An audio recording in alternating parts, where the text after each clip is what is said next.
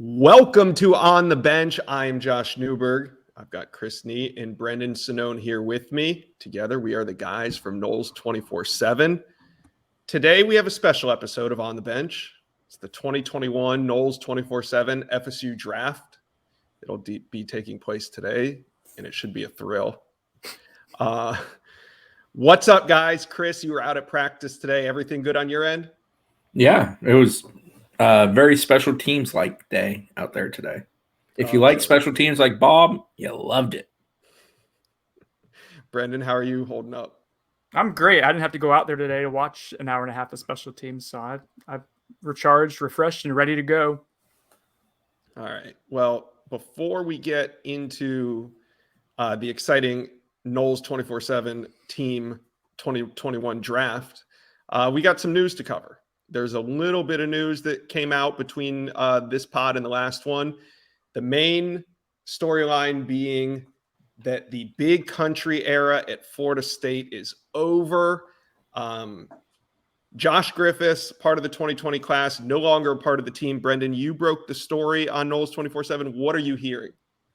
So earlier in the day, it was kind of funny how it all unfolded, but earlier in the day, I had heard from a source that Josh Griffis was one of two players who were unhappy with playing time. And I started thinking back to it, and I was like, I don't think he was there at practice that day, and he may not have even been there the day before. And I come to think of it, it's tough to keep track of all the guys. There's so many coming and going, and for different reasons. But anyways, Josh Griffis wasn't there. And I thought of that, and I thought it was strange. And then actually, Bud had kind of floated out there that Josh Griffis probably wasn't with the team anymore. So I reached out to FSU, checked with the spokesperson to ask what was up with Josh Griffis.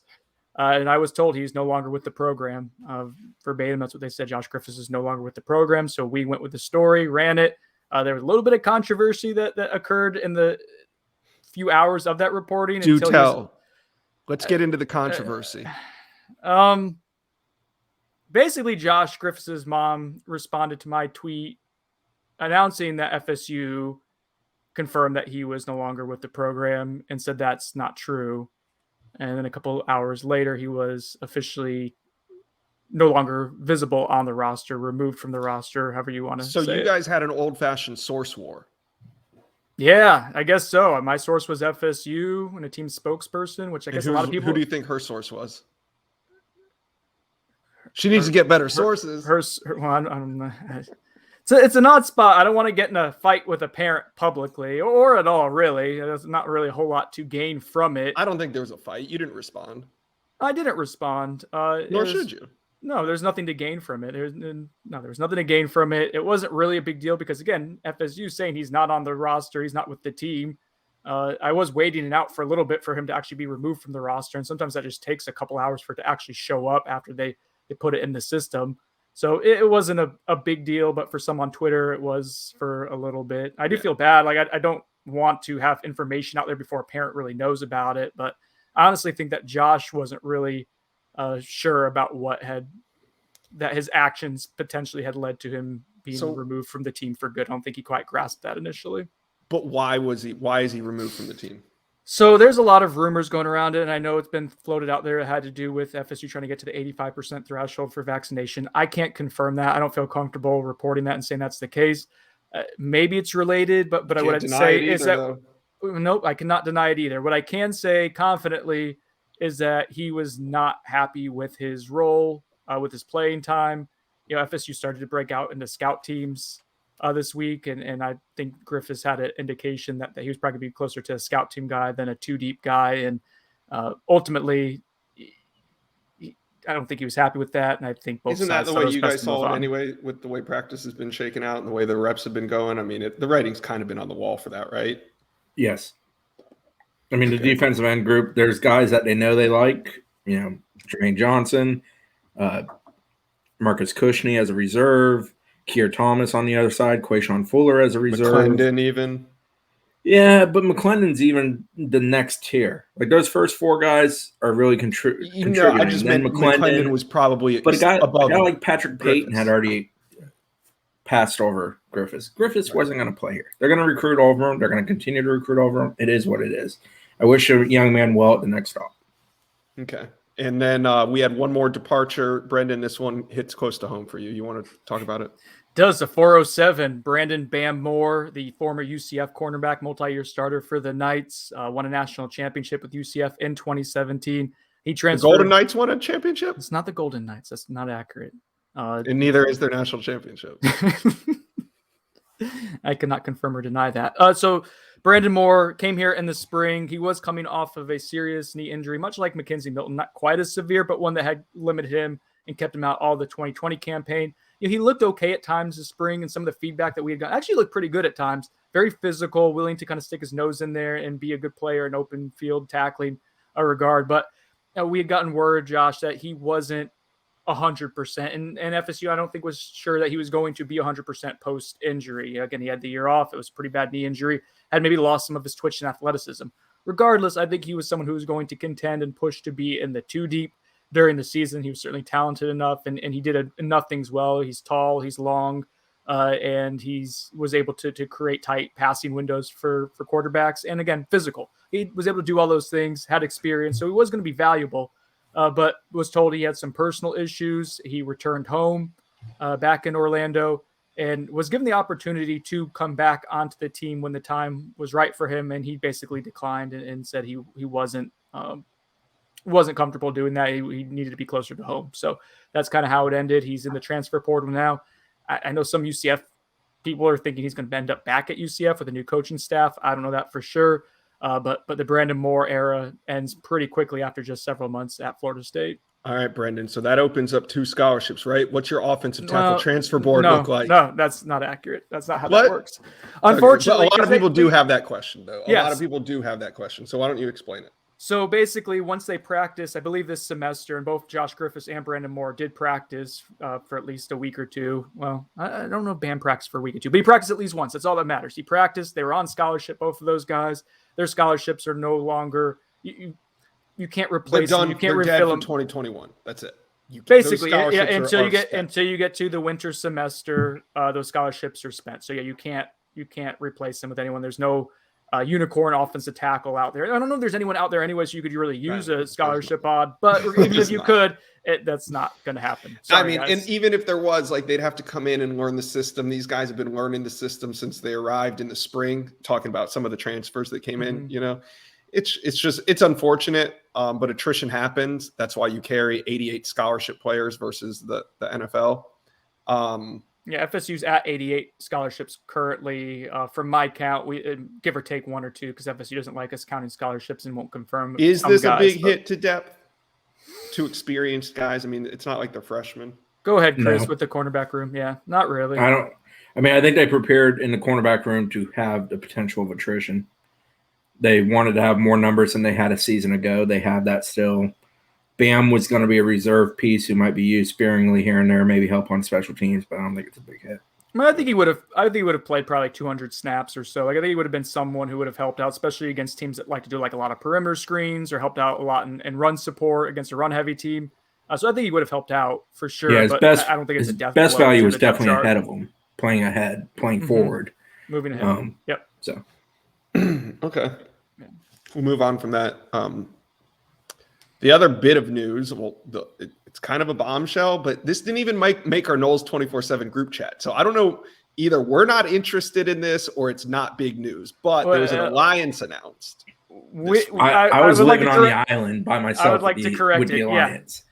We weren't interested. Chris Nee was very, very. He put it in the group chat? No, because I know none of you guys care. Me and Sonnone had talked about it a bit at practice that it was coming later that day at 2 p.m. He had called me at one point to vent about it, and I wasn't able to pick up the phone, and I think he was over by the time it was done. I sat through a 37-minute press conference where literally nothing was said. Then it was a kumbaya. We love each other. We looked each other in the eyes, and no contract here. This is going to work great. The Pac-12, the Big Ten, and the ACC have come together for an alliance. Chris, like you said, you sat through the press conference, so express to all of us what this actually means.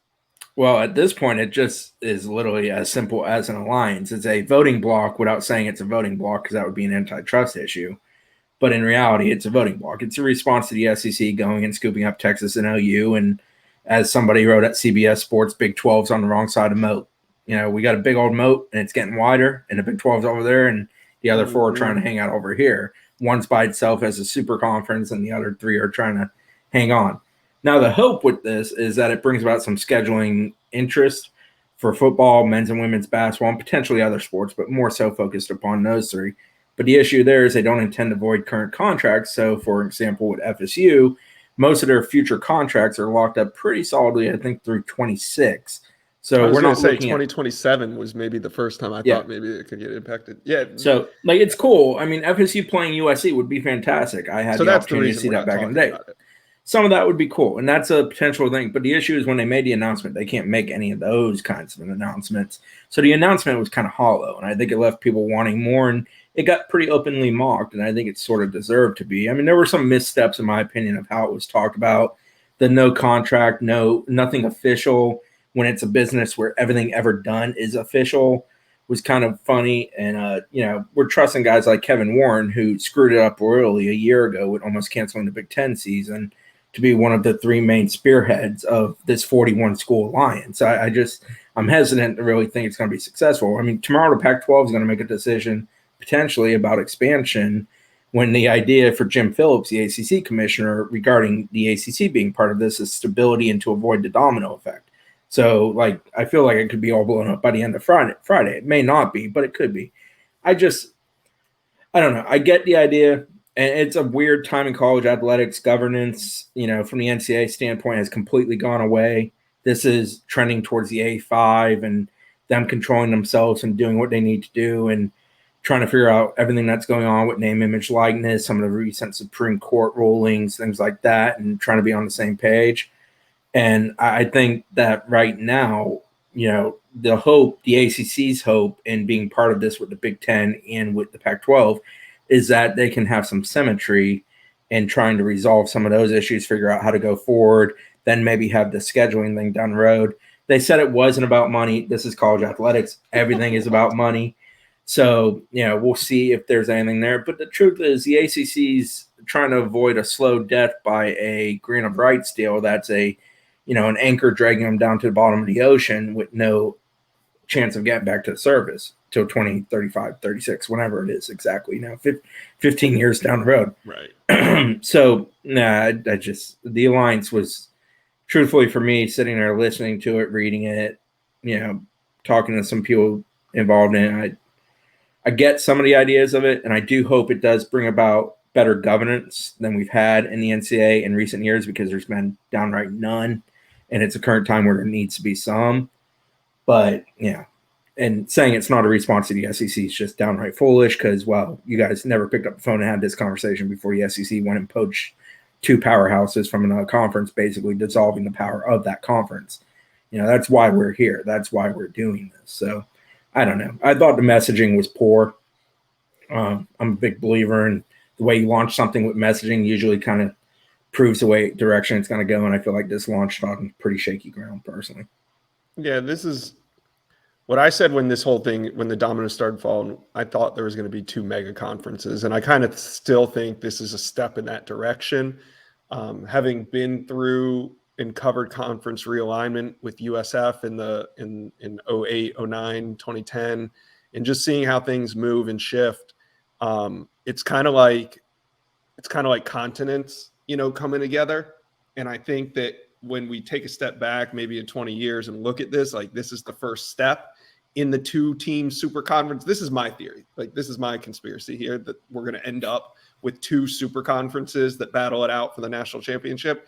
And I think this is the first step in that direction for because it's going to be one super conference, which is the SEC or whatever they're called in the future. And then it'll be this super conference, which is basically the Pac-10, Pac-12, Big Ten, and the ACC. So I think it's a step in that direction, but I think we're so far away from it, which is probably why it didn't really register too much with us. I feel like the Big Ten got in this because they're the power holder. They're the number 2, number 1 revenue conference. They're right there. The SEC currently, future projections have the SEC exceeding them. But they need some beef to keep up. Right, and they're in a similar spot. And having the ability to have TV games in all time zones and the potential of 4 million viewership type games for non-conference games, that's beneficial when it comes time to renegotiate TV contracts. The Pac-12's in this because Pac-12's in an interesting spot because I think they're about 3 years out right now from a new renewal of their TV contract.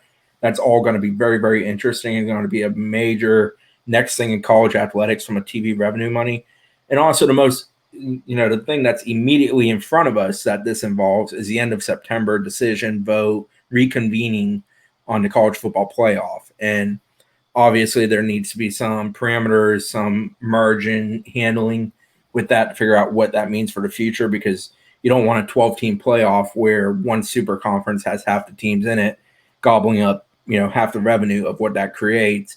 Well, another conference or two is basically left in the cold. That's a major revenue situation that I think scares the living heck out of certain conferences. I think the ACC's main reason for getting in this is, one, I think Jim Phillips is a big believer in governance and the need for there to be some unity on that. And secondly, I think it was also stability. They don't want the idea of schools being yanked away or trying to yank schools away and creating a whole new shift in realignment. But we're working towards that eventually, ultimately, at some point down the road.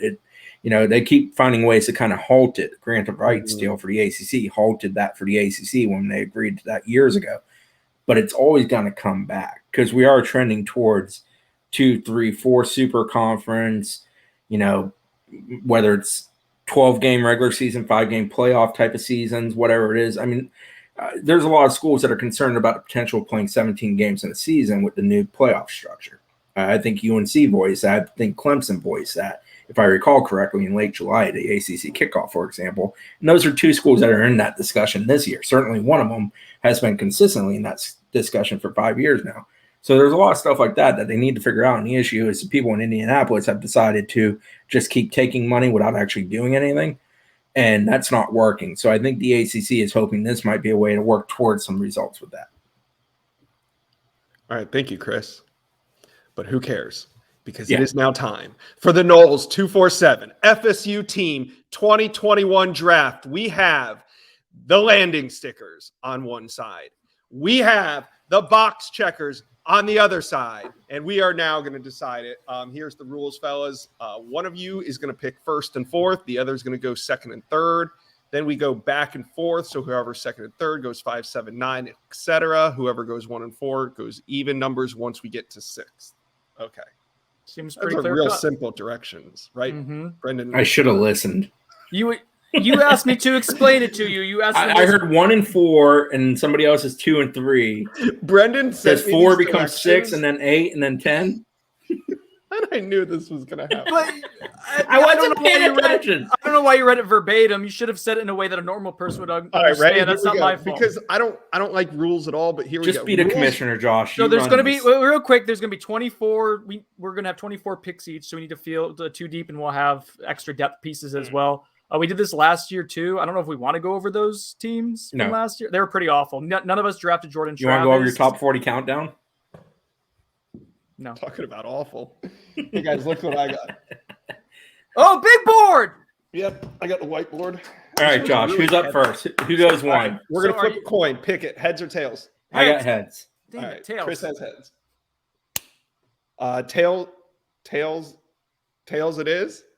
All right, tails it is. All right, the landing stickers go first and fourth. All right, who are the landing stickers taking? With the first overall pick of the 2021 on the bench draft, the landing stickers will select pass rusher extraordinaire, Georgia transfer Jermaine Johnson. Ooh. Defense wins championships. He's going with defense. He's really trying to win a championship here, Chris. How are you going to counter? I will go with my first pick for me, second pick overall. I'll go Devontae Love-Taylor. Give me that versatility on the offensive line. And for my next pick, I'll go with Maurice Smith because he's the only person I trust on this team to actually snap the ball. Okay, so Chris clearly is putting together an offense here, starting in the trenches first. Brendan, you're up next. So yeah. All right, so fifth. Correct. All right. Chris is fourth. I'm at fourth. Chris is using the same strategy I had last year where I just loaded up on offensive lineman and made him start Chaz Neal. It's a hell of a thing. FAU, baby. That ended up costing him the season, by the way. I had James Blackman and Tate Rodemaker as my quarterbacks. He had Chubba Purdy, who played in 1 game. So 2 games. Sorry. Anyways, I will stick with, he wants to go in the trenches on one side. I'll stick with the trenches on my side. I'll go with Kier Thomas. He's been awesome in preseason. You're so camp. predictable. I got my. Thank you. I'm just going with value. So predictable. All right. Now Dennis Briggs. Wait, now it's Chris's turn? Is that how we're doing Yes. this? Okay. Now you. Hold on. Now, I will say I think the value with Chris's pick, taking Briggs off the board here, is actually probably better. I would have probably taken Briggs before Thomas, but go ahead. Okay. There's still 2 starting caliber defensive tackles left on the board, so you're wrong. You're losing it here. Hey, I'm not on the clock yet. Real quick, I want our listeners to know who listen to On the Bench. Thank you. We are on YouTube, so you can actually see Josh's big board right now. So he's drawing this down. If you're listening, I got the whiteboard out. I'm very, very clearly going to run out of room. Brendan, you're supposed to be running the highlights over each pick.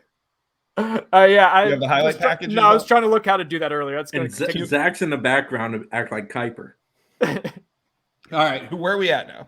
All right, I will take.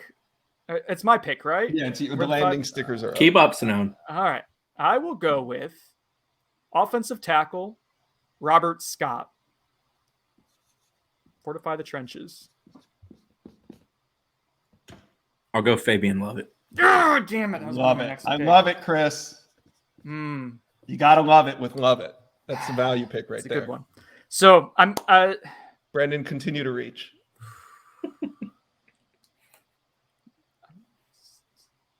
Let's see.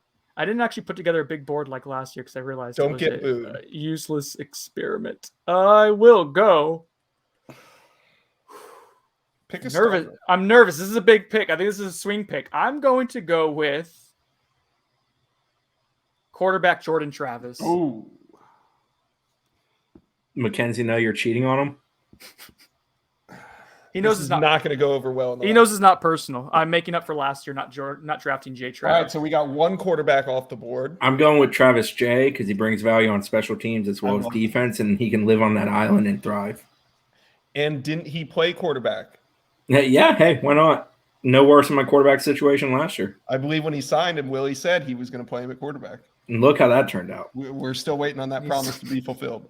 I'll grow my hair out once Travis J starts. Did Willie ever sign a? He never got to sign a high school quarterback, did he? At FSU. No, we should bring him back 1 more year. That's why you don't have hair anymore. All right, Brendan, you're up.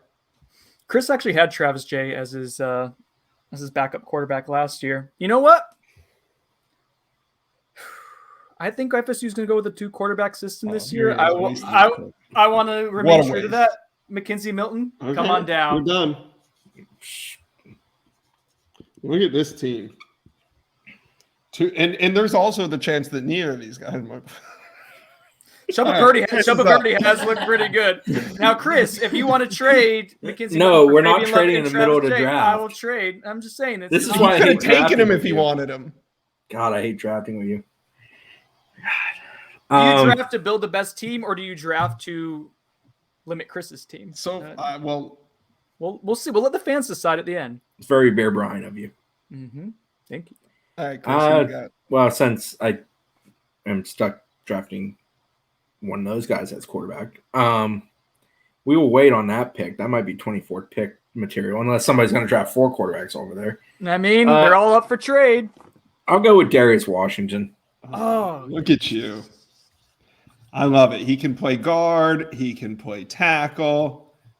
What a great pick by Chris. All right, to you, Brendan. I feel like Josh just likes Chris's picks to irritate me. No, just no, objectively. of course not. You know what? I need a little bit more experience in the trenches. I'm going to go with Dylan Gibbons, the Notre Dame transfer. Personally, maybe would have gone with Baby-On, but you know. You would have taken him first overall. Josh's dude. It's the landing stickers. All right, box checkers, you're up. I'll go Jay-Sean Corbin. Ooh, I like it. He can play a little wildcat. A lot of value there, Chris. Brendan, you're up. Gonna roll the dice here. A little boomer bust, but you know what? That's what we're in the game for. Andrew Parchment at wide receiver, please. I'm told he does not want to play for you. He could also do a little MC in action too if we need some versatility there. He can drop. I'll treat my running back room like Sonnone treats his quarterback room. I'll go LT. Loading up here with playmakers. Best running back on the team is still on the board. All right, landing stickers to you. King of the spring. I will go with.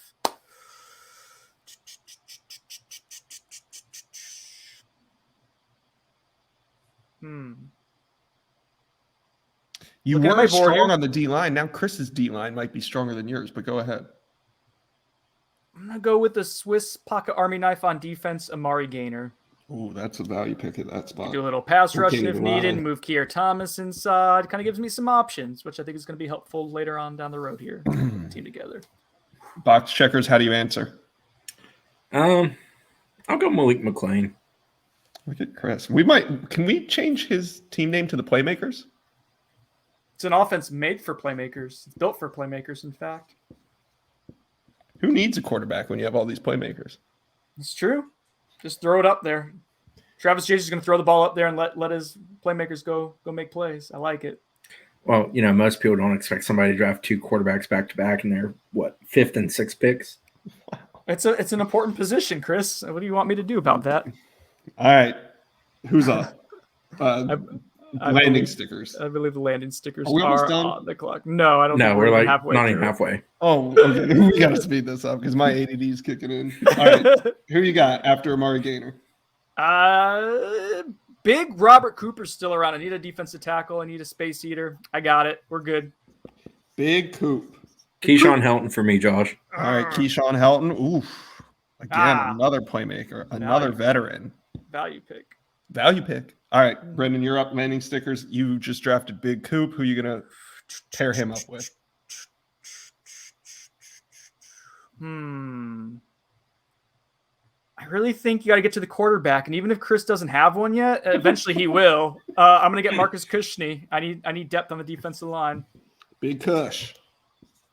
I'll go Dante Lucas. And the most surprising pick to myself in this preseason draft.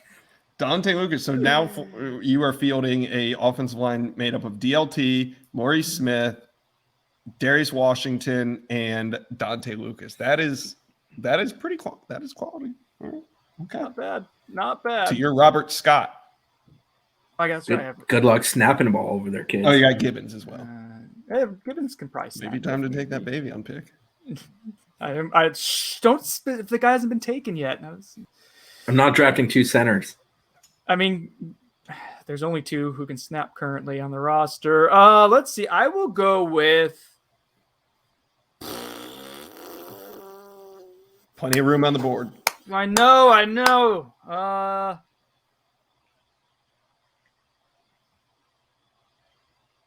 You're almost out of time. This silence is great for podcasts. I mean, you can just pick somebody. This is an important pick. You know what? I think he's been this. No, I don't know. All right, Chris, you're gonna have 2 picks. No, I can still pick? Ontario Wilson. Pokey Wilson. I need a wide receiver. He's been solid for this preseason. I'll go with DJ Lundy. Nice. That's a good pick. A lot of talk out of him in the spring. A great value pick there at the middle of the draft. Good job, Chris. To you, Brendan. Let's see. Has anyone taken? No, I'm going to take Jordan Wilson. I want to smash mouth offense. Need a big blocker. That's a reach. I think you're going to end up playing him at offensive tackle. Well, I need an offensive tackle. Wow, this team is struggling. I'll go with Kalen DeLoach. Okay, another big name that we're hearing out of the spring. Is it hype or is it real? We're going to find out when he lines up for box checkers. Why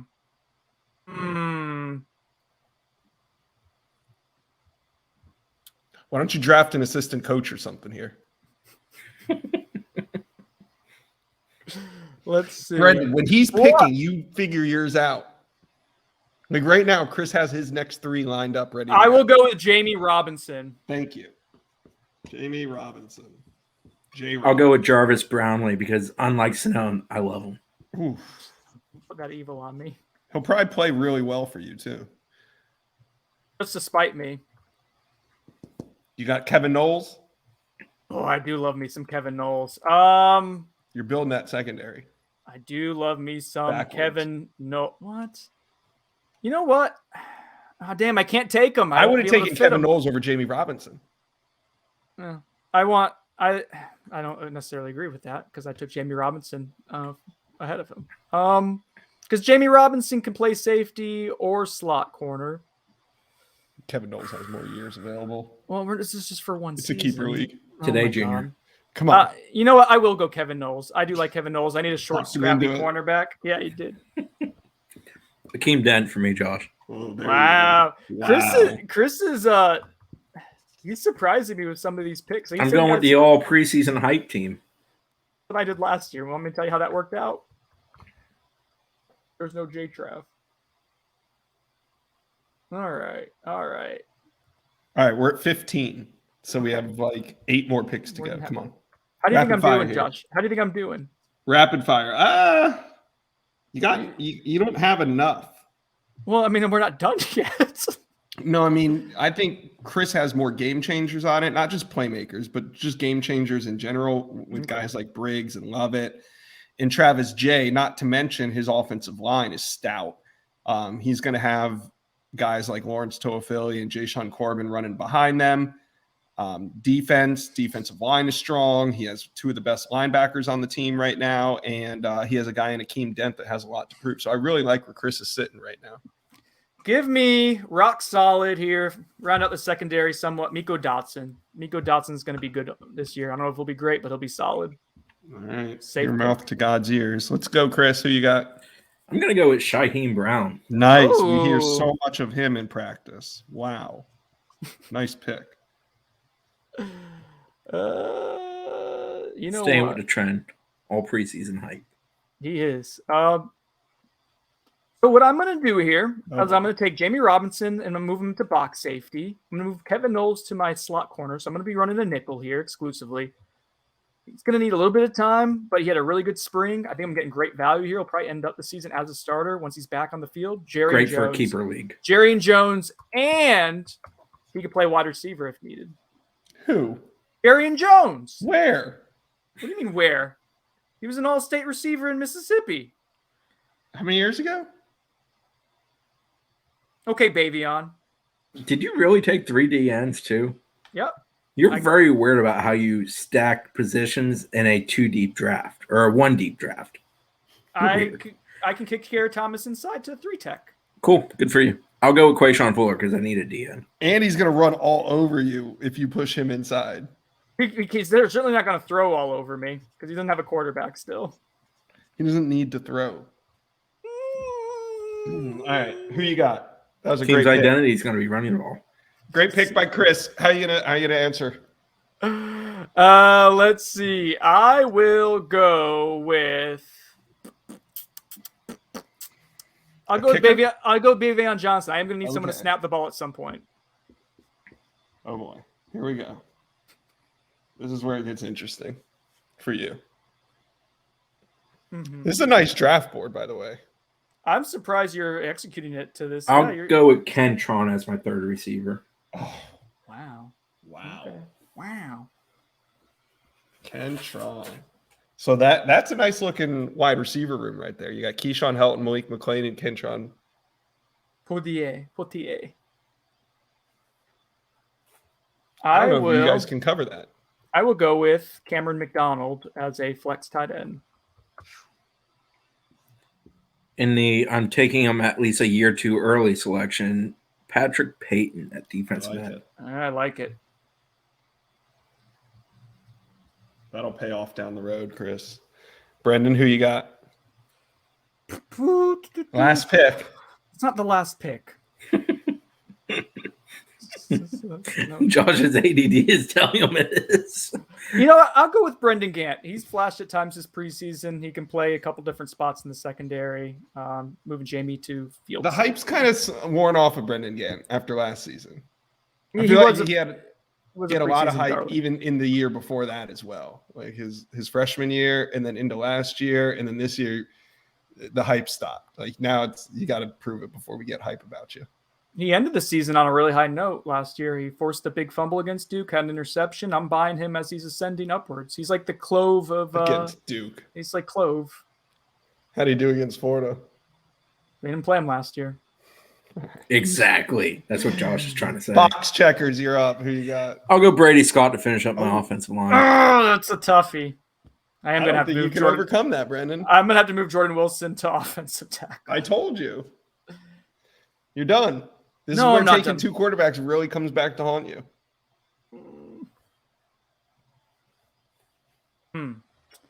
I mean, you know who has looked good the last couple of days? I think he's going to Who? be playing some this year, and I'm doing this just to kind of hope.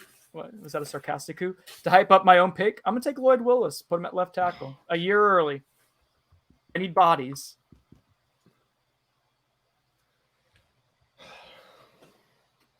All right, what are we thinking here, Chris? I enjoy Josh's. I'll go Jackson West because I need a tight end. There you go. Your boy. And I love me some Jackson West. Yeah, you know everything. He'll finish a block. Give me any man Chris who will loves finish a his block. highlight tape. Who you got, Brendan? This is your 21st pick of the draft. Oh, we're almost done. Yeah, we're getting down to it here. Oh, you think Chris has a better team than me right now? So far, All right, death blow to Chris. Shelby Purdy, take that. I'm gonna take Tate just so that idiot over there can take 4 quarterbacks.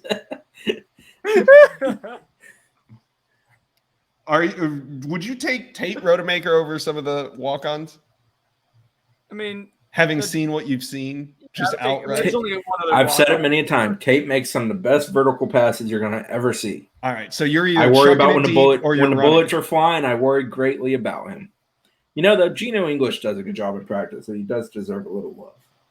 But I'm not drafting him. Okay, He might. Brendan, I'm not. 22. I will go with Steven Dix Jr.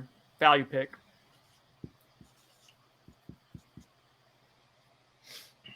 Oh wait, can I change my pick? Nope.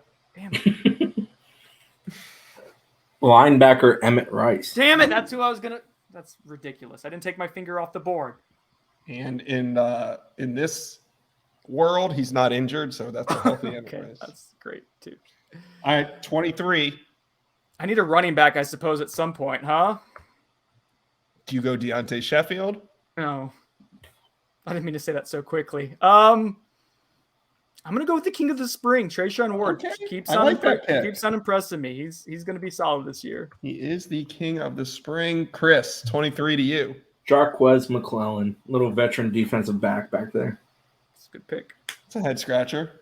No, it's a safety. He'll be fine for Chris. There's a bunch of L's. It's my insurance in case Akeem Dent doesn't work out.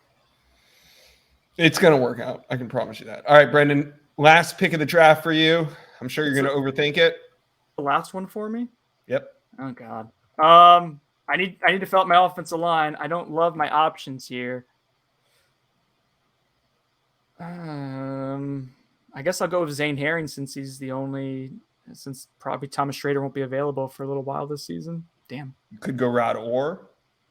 I'm gonna go Zane Herring.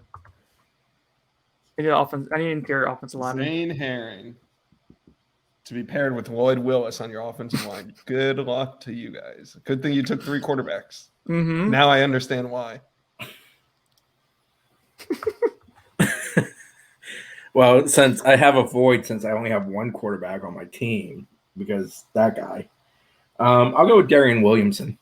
That's a good pick. That is a great pick. I think Chris wins. All right. Great job, guys. All right, let's take a look at this. This is such a mess. I'll trade you Mackenzie Milton for Emmett You Rice. need offensive linemen. yeah, no, that's what I'm thinking here. You're going to have to make him an offer of like Mackenzie Milton and like a Marcus Cushney. I'll trade For- you Mackenzie Milton and Lloyd Willis for Darius Washington and Darian Williamson. I wouldn't do it. All right. That's it. I'm looking at this thing up and down the rosters. I really, really think that Brendan I don't think you did a good job of addressing needs, whereas Chris kind of played his game. He stayed patient. He's a strong, powerful running team that has built its defense around its defensive line and linebackers. You're going to see Chris become a more physical presence as the season goes on, whereas Brendan is going to probably do the opposite and kind of fall apart because of his offensive line. So if we're grading the 2021 draft, I got Chris with an A- and a Sonnone with a solid C. All right, that's a wrap on that, fellas. C's get degrees. Glad we could participate once again. I don't think we should do this next year. I think this should be the last year we do this. I think you should just auto draft your team. I think we should have strict rules next time we do it about certain jackasses can't draft 3 quarterbacks. All right, next year we'll have position slots. You Jordan can Travis only is gonna fill be the an slots athlete. until they're gone. So like there's 1 quarterback per roster next year. I'm gonna that's on the commissioner. I'll Yeah, take that's on the care of commissioner. this. You allowed this chaos to happen, Josh. This is your fault. He Okay. trusted you. You I want violated you that trust. guys, the listeners, the viewers, for those of you on our YouTube stream, you guys are included in this. I want you guys to go to iTunes and vote on whether you think Chris's team is the team to beat or Brendan's. Go to our iTunes, leave a message with a 5-star review, and I'll read them on the podcast next week. All right, before we get out of here, just a reminder, FSU goes back to a true game week schedule next week. What exactly does that look like, Chris? Well, most weeks it will be a Monday press conference. Next week will be Tuesday because the game's Sunday, not Saturday. And then practice throughout the week, off the day before, obviously. But week will begin with a press conference every week on their off day. Monday is their normal off day in a normal week. Next week, I presume Tuesday will be. We actually don't yet have the schedule for next week, so I don't want to latch myself in entirely. But a normal game week, first day off, practice throughout the week. We get access, Tuesday, Wednesday, Thursday in a normal week. Excuse me. Friday off, Saturday game day. All right. That's it. That's all we got for this week. Thank you for listening to On the Bench. Back soon.